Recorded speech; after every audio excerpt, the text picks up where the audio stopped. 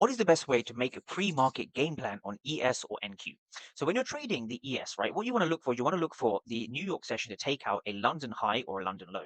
So in this case, we're looking for a sell trade, and we want to see this London high being taken out, right? This is important to understand, right? This here is when the fair value gaps become very high probability because we've taken out a previous form of liquidity.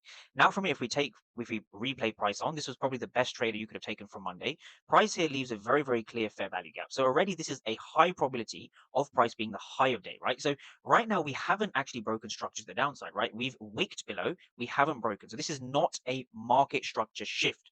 But why can you take this particular entry, right? So if we just play price on, we go into the session now, we start to replay, we come into our session, right? So now from here, we're now in session. Price is now starting New York session. We've had market open and we can see market rejecting off this fair value gap. So this tells us that sellers are in control at this area.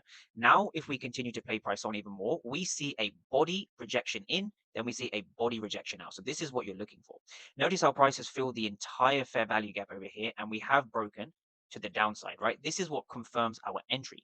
And now from here, now that we've had an entry confirm, what I like to do is I like to enter at the bottom of the broken candle, and I like to keep my stop loss above the daily high in line with the power of three.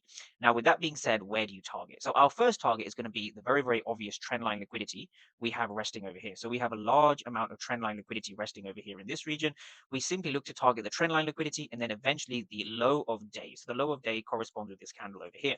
So if we continue to play price on, we can see price hitting our overall target with relative ease. And so when you break this down, when you break this trade down, what I want traders to take away from this is you need to see price taking out liquidity, usually a London session high, and then breaking structure, leaving a fair value gap, right? Notice how this fair value gap is above the daily opening price, right? So this fair value gap over here is above the daily opening price. So this is where we want to be selling inside of a wick of this fair value gap. And that's exactly what you see in this trade example